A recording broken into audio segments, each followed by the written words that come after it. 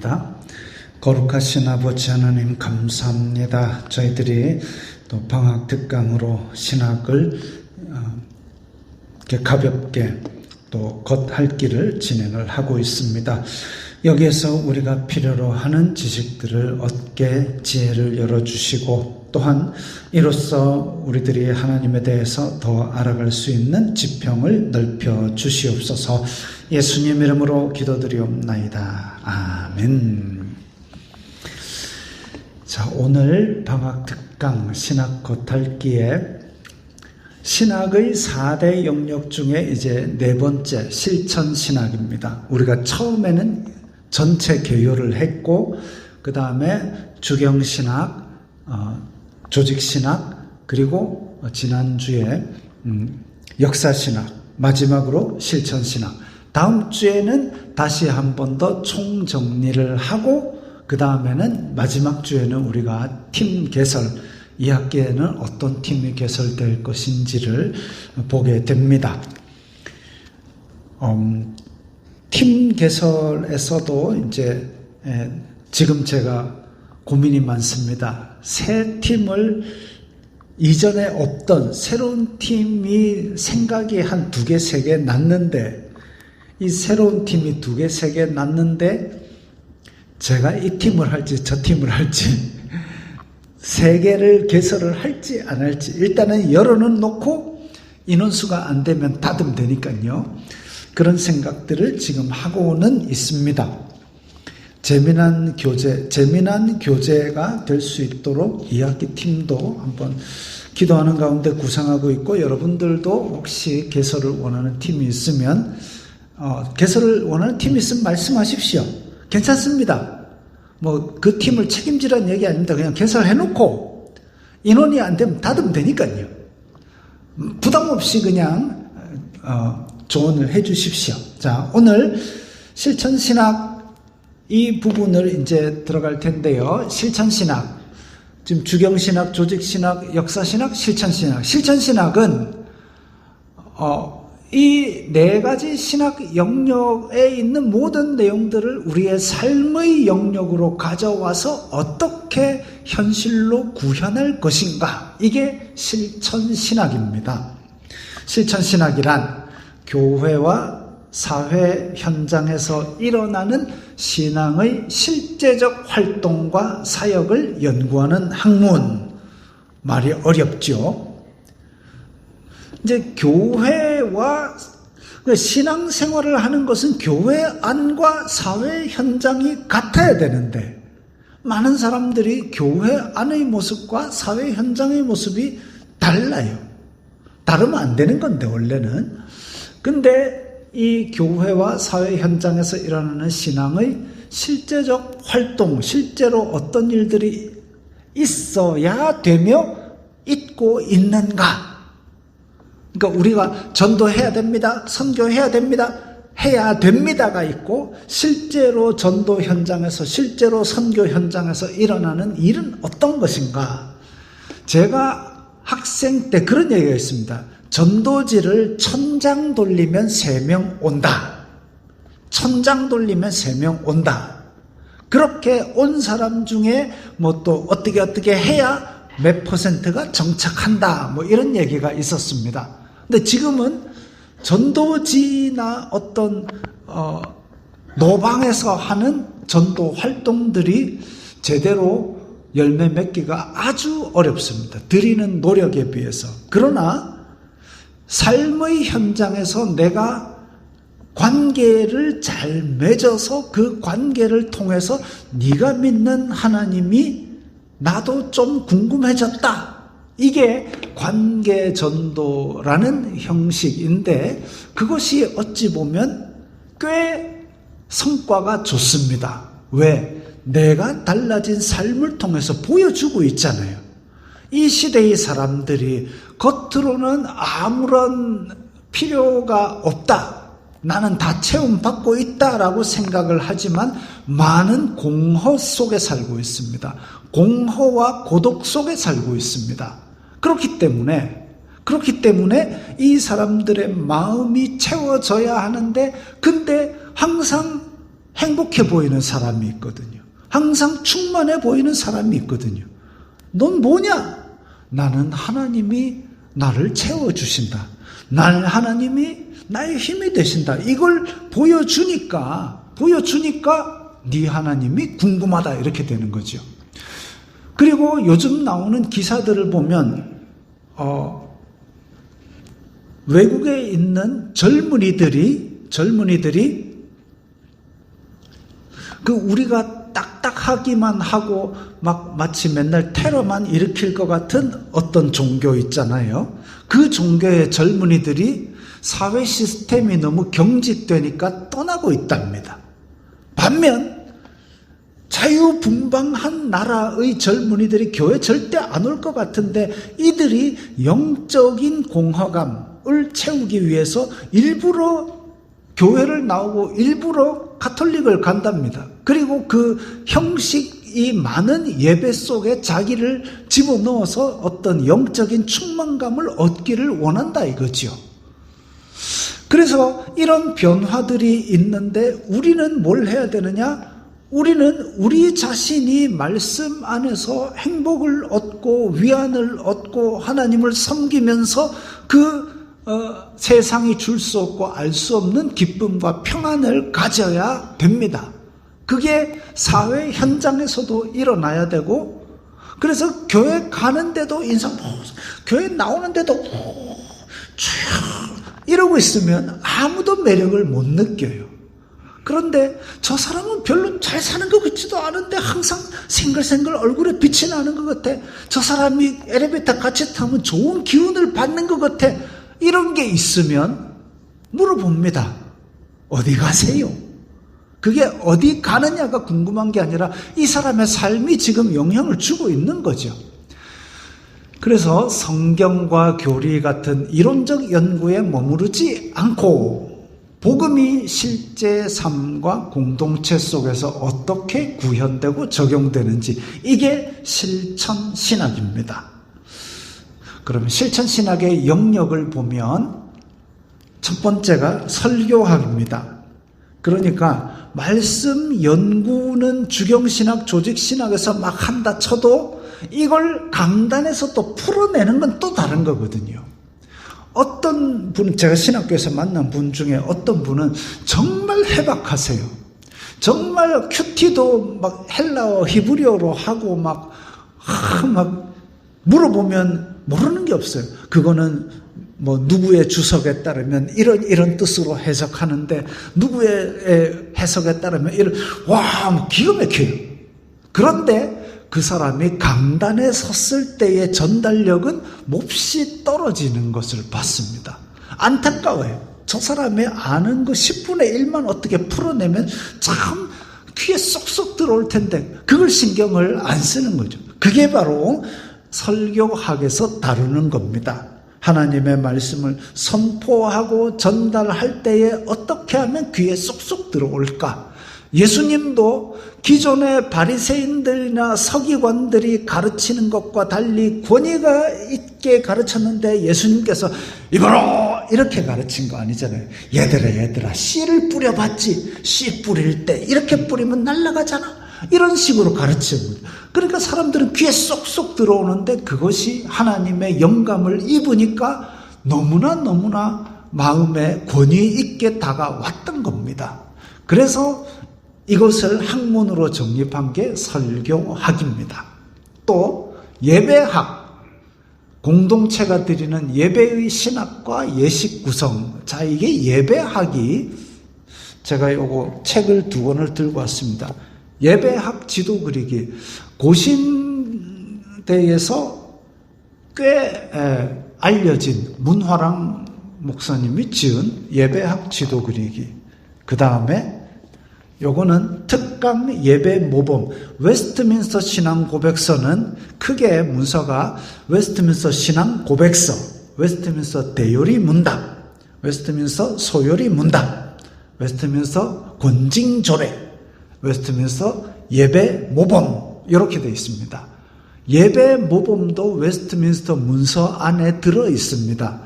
그거를 지금 이제 풀어서 해설을 해놓은 책입니다. 요거 조금 이따 예시로 나중에 들어드릴게요. 그래서 우리는 이 성경책 안에는 장로교에서 예배는 이렇게 드려라 이렇게 안 돼 있습니다. 그렇다고 우리가 양과 소를 잡아가지고 오는 거는 지금 없어요. 그럼 어떻게 예배를 드릴까? 지금 우리가 드리는 사도신경, 찬송가, 기도 이런 거는 어디서 나온 걸까? 예배 모범을 기초로 만들어진 겁니다. 신약 성경에 보면 시와 찬미와 신령한 노래들로, 그럼 교회에서 찬송을 해야 되는구나. 또 말씀을 강론하고 말씀이 들어가야 되는구나. 이런 것들이 다 예배학에서 나오는 겁니다. 그래서 이거는 예배학에서 정해진 건 아니지만 우리 장로교 전통으로 내려오는 것에서 예배 이러면 일단은 말씀이 있어야 되고 기도가 있어야 되고 찬송이 있어야 되고 헌금이 있어야 예배라고 부릅니다. 그러면 우리 구역 예배는 헌금 없는데요. 그러면 기도회가 됩니다. 기도하러 뭐 했으면 기도회, 성경 공부했으면 성경 공부. 자, 새벽 기도회, 우리 내리교회에서는 새벽 기도회에 헌금 순서가 없습니다. 그럼 어떻게 되냐? 찬양이 있고 기도가 있고 말씀인데 헌금이 없어요. 그래서 새벽 예배가 아니고 새벽 기도회입니다. 이렇게 개념을 잡는 거죠. 그게 예배학에서 배우는 내용들입니다. 그 다음에 목회 상담.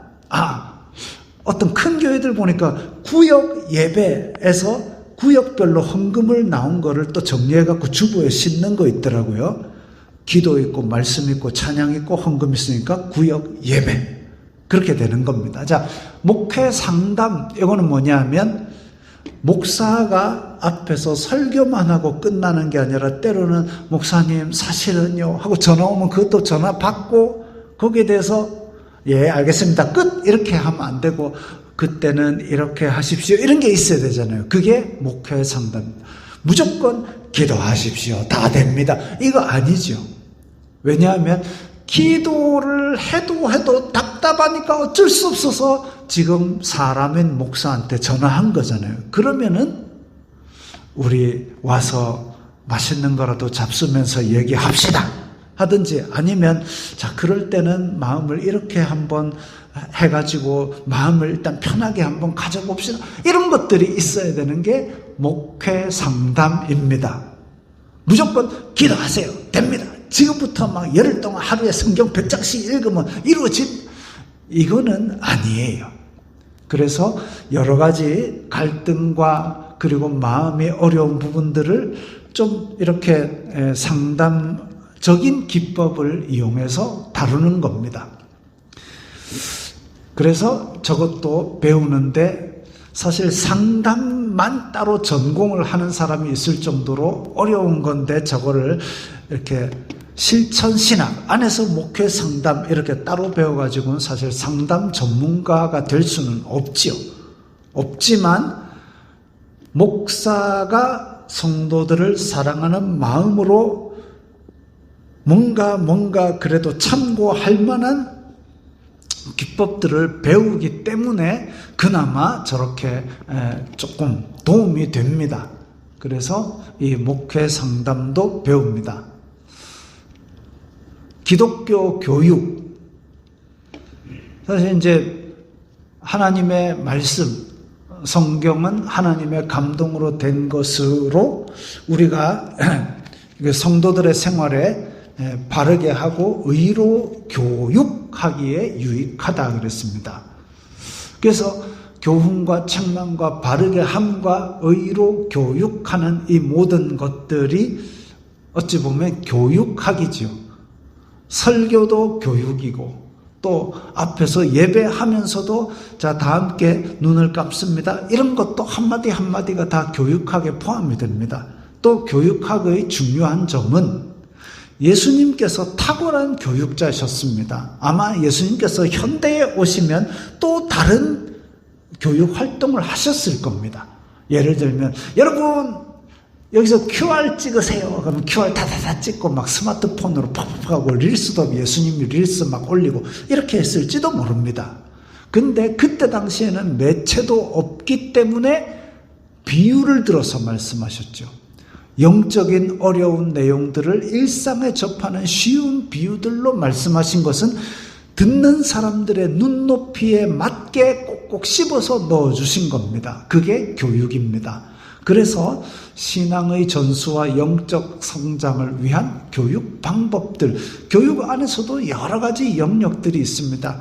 그러나 기독교 교육을 통해서 어쨌든 영적이라는 추상적인 것들을 우리의 귀에 들리고 눈에 보이는 그런 구체적인 것으로 바꾸는 것을 배우게 되죠. 그리고 마지막으로 선교학을 배웁니다. 전도는 같은 문화권 안에서 복음을 전하는 걸 전도라 그럽니다. 근데 타 문화권으로 복음을 전하는 것을 선교라 그럽니다. 그래서 타 문화권을 선교할 때는 처음에 가서는 내가 뭔가를 주러 왔다 이거 아니죠. 우리보다 경제 수준이 낮은 곳에 가고 내가 뭔가를 주러 왔다. 너가 집도 지어주고 막 초코파이도 주고 막 그러니까 너가 교회 와라. 이게 교만한 마음입니다. 가면 그 문화의 초심자이기 때문에 무조건 배운다는 자세로 들어가야 됩니다. 그렇게 들어가가지고 배우게 될 때에 그들의 문화 속에 들어가는 모습을 그들은 이방인이니까 주목해서 관찰하고 그 가운데서 복음을 들을 수 있는 귀가 열리는 겁니다. 지금 밑에 선교 판때기에 보면 또 지금 선교사들의 이야기가 있는데 일단 그들이 가장 고민하고 힘들어하는 것 중에 하나가 언어입니다. 언어. 세네갈 선교, 세네갈은 옛날에 프랑스 령이었기 때문에 프랑스어를 배웁니다. 우리는 1, 2, 3, 4, 5, 6, 7, 8, 9 이렇게 배우지만 프랑스 말은 또 달라요. 들어보셨습니까? 프랑스 말 혹시 배워보셨습니까? 1, 2, 3, 4까지인가는 똑같은데 그 다음에는 10 빼기 예를 들자면 6은 6이라 안 하고 10 빼기 4라고 얘기를 합니다. 하여튼 프랑스 말로 1, 2, 3, 4, 5, 6, 7, 8, 9, 10 그거 배우는데도 한참 걸립니다. 발음도 또 희한해요. 왜 우리 농담적으로 많이 하는 거 원래는 고맙습니다 라는 말이 이제 그 mercy 영어로 하면 이제 mercy 자비가 많다 뭐 이렇게 뜻이 해석이 되는데 불어로는 경상도 말로 메르치 복궁 메르시 복궁 메르시 복궁 이렇게 복잡합니다. 발음도 희한하고 그래서 그런 발음과 내용과 어휘 이런 완전히 다른 체계 속으로 나를 집어넣는 게 언어인데 그 언어가 우리말은 성조가 따로 없잖아요. 물론 이제 있긴 있습니다. 이에 이승, 이에 이승, 이런 거 이렇게 부산 사람은 있지만 서울 사람들은 이에 이승 못 알아들어요. 그런 것처럼 우리나라도 조금은 있지만 그게 큰 차이는 안 나는데 중국말에는 4성조가 있고요.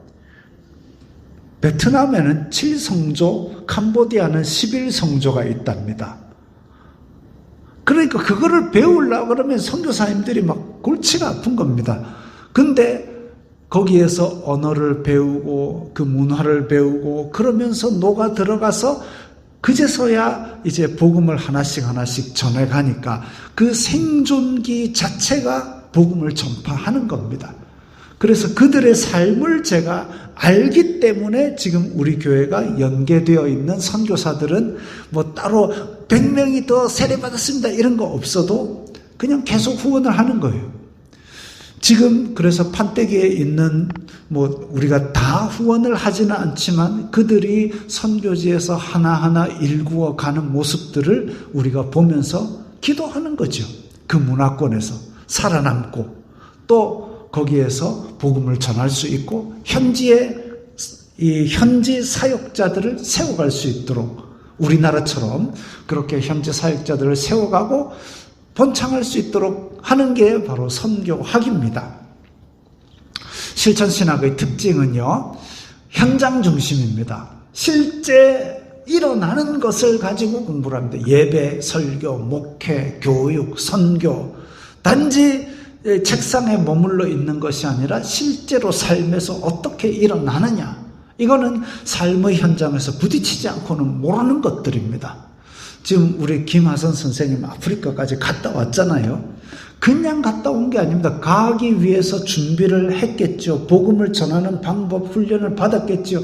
가는 여비하고 이런 거 아르바이트 해가지고 그거 메꾸는 그 과정들이 하나하나 쌓여있기 때문에 갔다가만 와도 분명히 이전과는 다른 삶의 태도와 눈빛과 방식이 나타나는 겁니다. 그래서 그런 모습들 가운데 전혀 다른 문화권 안에서 복음을 전해 보았다라는 자체가 굉장히 삶의 큰 믿음의 자양분인 겁니다. 그런 부분들이 이제 실천신학에서 다루어지는 거죠. 한번 갔다 온 거랑 안 갔다 온 거랑 차이가 많이 납니다. 상호작용, 이론신학, 성서신학, 역사신학, 조직신학 이런 기초 위에서 교리가 딱 판판하게 다져진 위에서 일단은 우리의 삶으로 출발하고 그걸 실천해보고 이런 부분들은 조직신학에서 뭐라고 얘기하고 있을까? 또 의문을 다시 책상에서 해결하고 삶에서 반복하고 이렇게 순환하는 상호작용이 필요합니다. 그 다음에 삶의 적용. 이 삶은 복잡 다양한 변수들이 언제 어디서 일어날지 알 수가 없습니다. 거기에 대해서 성경은 어찌 보면 원칙은 이야기하고 있지만 딱 맞는 답은 내어놓고 있지 않습니다. 그걸 연결하는 게 실천신학입니다. 그래서 이제 예배의 모범, 여기 예배 모범, 웨스트민스터 예배 모범 전에 이게 이제 칼빈이 이야기했던, 제 글씨가 너무 작아가지고 저도 잘 안 보이네요. 칼빈이 이야기했던 예배 모범, 예배 순서가 원래 이렇게 많이 제안되었습니다. 장로교의 창시자라고 부르는 칼빈이 뭐라고 얘기를 했느냐면, 맨 처음에 기원, 그러니까 하나님께서 이 자리에 임재하시기를 원합니다. 그 다음은 영광송, 영광의 찬양을 드립니다. 찬송가 가사를 보면 거룩 거룩 거룩 성삼위일체 우리 주로다, 이런 거는 영광송입니다. 근데 오늘 너 시험을 당해, 듣는 사람 누구예요? 너예요. 찬송이라고 부르기에는 애매한 가사입니다. 그래서 이런 거는 영광송이 될 수 없죠. 자, 영광송. 그 다음은 죄의 고백. 3번은 죄의 고백입니다. 진짜 잘 안 보이시죠? 글씨를 좀 크게 하지, 참 나도 안 보이고. 그 다음은 사죄의 선언. 그래서 예배의 전에 우리가 죄를 고백하고 사죄 선언, 우리가 예배 앞부분에 회개 기도가 들어간 게 바로 이런 근거에서 들어갔습니다. 그 다음은 시편 찬송. 개혁교회에서는 시편 찬송을 불렀어요. 지금도 시편 찬송가라는 찬송가도 따로 나오고 있습니다만은 우리 교회는 그걸 채택하고 있지 않습니다. 근데 어쨌든 시편 찬송, 그 다음은 거룩송, 그 다음에 7번째 가서야 성경 낭독. 어떤 교회는 그 강단이 2개입니다. 그래서 저 한쪽 강단은 약간 높은 강단, 거기서는 성경만 읽습니다. 그리고 내려와서 여기서 설교를 하죠. 8번은 설교입니다. 그 다음에 9번 가난한 자들을 위한 구제 헌금, 10번 중보기도, 11번 주님께서 가르치신 기도, 12번이 돼서야 사도신경이 나옵니다. 우리는 사도신경으로 신앙 고백하고 예배를 시작하는데, 칼빈이 주장한 예배의 예시에는 사도신경이 저 뒤에 나옵니다. 그 다음에 13번 마지막에 시편 찬송, 그 다음에 아론적 축복기도. 아론의 축복기도는 뭐냐면 여호와는 내게 복을 주시고 너를 지키시길 원하고 여호와는 그 얼굴을 내게 드사 그 얼굴을 내게 비치사 은혜 베푸시기를 원하고 여호와는 그 얼굴을 내게로 향하여 드사 평강 주시기를 원하노라. 그 민수기 6장 말씀으로 아론적 축복기도를 하고 마칩니다. 이렇게 하면 실제로 막 일어났다 앉았다 하는 것까지 합치면 잘못하면 2시간 막 넘어가기도 하고 이러는데 어쨌든 예배의 기본 요소들을 여러 가지 갖춘 이런 것들이 권장되는 예배의 요소들이고 예배의 한 예시입니다. 그걸 참고로 조직하는 게 이제 각 교회에 맞게 예배의 순서를 짜게 되지요. 그 다음 예배 실천신학에서도 다루는 영역 중에 예배학 중에서 또 뭐를 하느냐 하면 세례에 관한 거 합니다. 원래는 바티조, 베티스트, 침례가 성경에 기록되어 있는 기록입니다. 그러면은 우리가 세례할 때 지금 다 물에 푹 빠뜨려야 되느냐? 세례할 때마다 개울가로 가야 되느냐?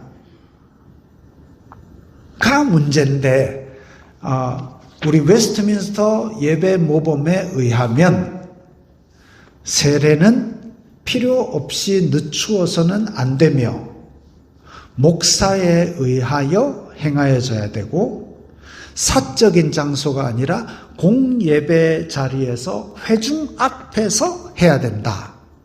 그리고 저렇게 꼭 빠뜨려야 되느냐가 성경에는 물로 세례를 베푼다 외에 다른 것에 대해서 구체적인 언급이 없습니다. 침례교는 이렇게 완전히 침례만이 유일한 세례의 방식이라고 믿고 있는데 왜냐하면 이제 물에 완전히 푹 들어가는 것이 죽음을 상징하기 때문에 그렇습니다. 그런데 세례를 씻을 세자거든요. 그래서 오직 물로 세례를 베푼다라는 그 기록 때문에 물을 뿌리는 그래서 어떤 상징적인 의미로서 이렇게 물을 뿌리기도 하지만 그래서 그것도 가능하다. 씻는다는 의미로 죄를 씻어주셨다라고 공예배, 회중의 자리에서 공적인 신앙 고백을 하는 그래서 우리 멤버로 들어오는 그 의식으로서의 세례가 장로교에서 주는 물을 뿌리는 세례입니다. 그런데 침례라고 기록이 되어 있기 때문에 제가 그리고 필리핀이나 이렇게 가톨릭 전통이 있는 곳에서는 침례를 원하는 그런 경우도 있어요. 그래서 장로교 선교사가 갔는데도 개울가에서 침례를 베푸는 경우도 보았습니다. 침례가 나쁜 게 아니에요. 형편되면 침례를 하면 좋습니다. 그래서 저도 예전에 같이 성경 공부하던 침례교 목사님한테 침례하는 방법을 가서 배우고 왔습니다. 되면 침례도 좋고 여건에 따라서는 물로 뿌리는 스프링클 세례도 가능은 한데 어쨌든 공예배에서 회중과 함께 그리고 과정을 제대로 밟은 목사에 의해서 주어지는 것이 예배 모범에서 이야기하고 있는 겁니다. 그러면 야 너희는 왜 세례를 안 빠뜨리노?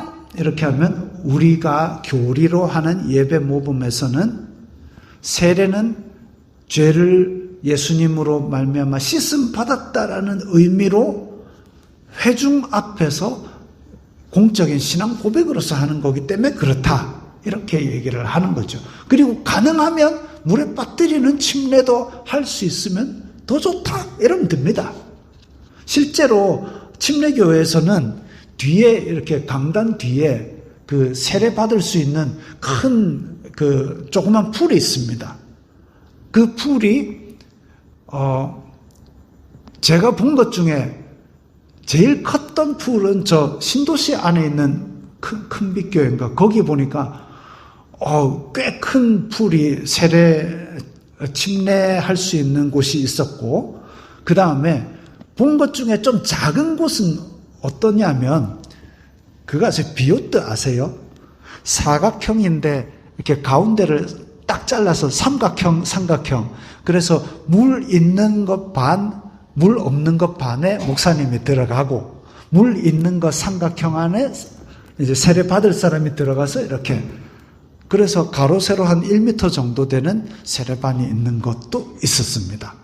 그래서 형편이 되면 침례를 하는 것도 좋다, 저는 그렇게 생각을 합니다. 꼭 물에 다 빠뜨려야만 세례는 아니다, 이런 거죠. 그 다음에 이런 게 다 예배학에서 배운 거. 성찬예식. 성찬예식에 빵과 포도주, 예배 모범에 의하면 성찬예식은 가능한 자주 하라. 가능한 자주 하라. 그리고 반드시 그 전주에 예고를 해서 성찬을 받을 수 있는 몸과 마음의 준비를 하도록 해야 된다. 그 다음에 질문이 나오는 거죠. 빵은 어떤 빵을 해야 됩니까? 우리처럼 이렇게 칩으로 하는 것이 어떻습니까? 아니면은 진짜 무교병 해야 됩니까? 일단은 6월절 식사를 하니까 무교병으로 하신 건 맞지만 식사에 준하는 것이 생각나도록 해야 됩니다. 그리고 이 빵이 상징하는 것은 우리가 한 공동체인 주님의 살을 뗍니다 하기 때문에 원칙적으로는 한 덩어리의 빵에서 조금씩 뜯어서 먹는 게 바람직합니다. 그러면 우리는 왜 동그란 거 요거 딱 줍니까? 이제 예전에 교회에서는 이거를, 가톨릭에서는 화채설이라, 이게 예수님의 몸이다. 근데 땅에 떨주면 이게 먹을 수도 없고 안 먹을 수도 없고 그렇잖아요. 그러니까 사제들이 입에 다 넣어줬습니다. 안 흘리게. 그러다 보니까 잔은 예수님의 피가 되는데 이거 흘리면 진짜 이거는 담을 수도 없고 먹을 수도 없다 이래가지고 잔은 안 줬습니다. 바람직한 건 아니죠. 그래서 우리는 지금 성찬 받을 때의 잔과 떡은 예수님의 몸과 피를 상징하기 때문에, 그래서 이 예식에 쓰일 때 말고는 그냥 평범한 떡과 포도주입니다. 그래서 이상적인 것은 한 떡에서 식사를 상징할 수 있는 한 떡에서 떼는 게 맞는데, 성찬 시간인데 식빵 같은 거 잘못되면 우르르 떨어져 버리잖아요. 이러면 곤란하니까 이제 카스테라를 썰어서 준비하기도 하고 그렇습니다. 그 다음에 포도주는, 칼빈은 포도주의 의미를 기쁨, 잔치 이런 것으로 보았습니다. 예수님의 피를 주시고 새 언약을 주신 걸 감사하는 잔치로서의 포도주로 생각을 해야 되기 때문에 포도주가 맞다라고 얘기를 했지만, 그리고 원래는 잔도 하나로 계속 돌려만 먹어야 했습니다. 근데 이제 현대 19세기에 올라오면서 개인 잔으로 다 바꾸었습니다. 위생 때문에. 그리고 또 한편으로 술 이런 것들도 19세기 이후에 미국에서 금주령이 내려졌잖아요. 그렇기 때문에 포도주가 아닌 포도즙으로 대신하려는 경향이 있었지만, 또 어떤 신학자는 포도주로 해야 된다고 강하게 주장하기도 했습니다. 근데 이것도 6월절 만찬의 음료로서 주는 것이기 때문에 포도주냐 즙이냐라는 논쟁보다는 그 의미를 예수님의 피를 상징하는 포도즙으로 해도 되는 것이다, 뭐 이렇게 생각을 하고 있습니다. 그 다음에 땅에 떨어졌다. 땅에 떨어지면 아이고 이거 성찬 가능한 한 안 떨어지게 정신 차리고 하면 되지만 그래도 떨어지는 경우가 있잖아요. 성찬의 떡과 포도주는 그 자체가 신령한 것이 아니라 예식에 사용되는 상징이기 때문에 신령한 겁니다. 그 의미가 빠지면, 즉 땅에 떨어진 떡이나 포도주는 그냥 떡과 포도주입니다. 그래서 그건 걷어서 따로 폐기를 하면 되고 새로 드리면 됩니다. 그게 예수님의 몸인데 흙 들어가 묵어라. 아니요, 그렇게 안 하셔도 됩니다. 우리는 상징을 하고 있는 것이기 때문에. 그리고 어떤 사람들은 또 남은 떡과 포도주는 땅에 묻어야 된다라고 하는데 그것도 아닙니다. 빵과 포도주 자체가 신성한 것이 아니기 때문에 그것에 대해서 의미를 두고 미신화하는 것을 조심해야 됩니다. 성찬이 끝나고 나면 떡과 포도주는 그냥 떡과 포도주에 지나지 않습니다.